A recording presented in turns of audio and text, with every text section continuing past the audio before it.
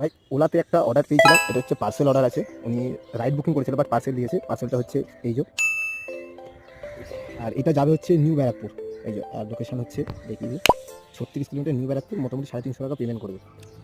আর তার সঙ্গে সঙ্গে আমি ইন্ডিয়ার একটা অর্ডার ধরেছি, নিউ টাউনে যাবে, সিস্টার নিবেদিতা ইউনিভার্সিটিতে। তো জাস্ট এর ভাড়া হচ্ছে 185 দেখাচ্ছে, উনি আমাকে দেবে 220 টাকা। তো ভাই বলা যেতে পারে এক ঢিলে আমি 2 পাখি মেরেছি। তো যাই হোক, শেষমেশ কাস্টমার আমার সামনে চলে এলো, ওনাকে আমি বাইকে তুললাম আর ওনার লোকেশনে আমি ওনাকে নামিয়ে দিলাম। তারপরে আমি ডাইরেক্ট ব্যারাকপুর চলে গেলাম, কিছুক্ষণ ওয়েট করলাম। তারপরে দেখি পিছন থেকে কাস্টমার আমাকে ডাকা শুরু করলো, আমি শুনলাম আর আমি ওনার কাছে চলে গেলাম। কিন্তু এইখানে একটা কেস ঘটেছে। অ্যাকচুয়ালি আমি একটু অনেক ঘুরে ঘুরে এসেছি বলে, তো ওলাতে ওনার ভাড়া দেখিয়েছিল, উনি আমাকে বললো যে 325 টাকা না 20 টাকা সামথিং দেখিয়েছে।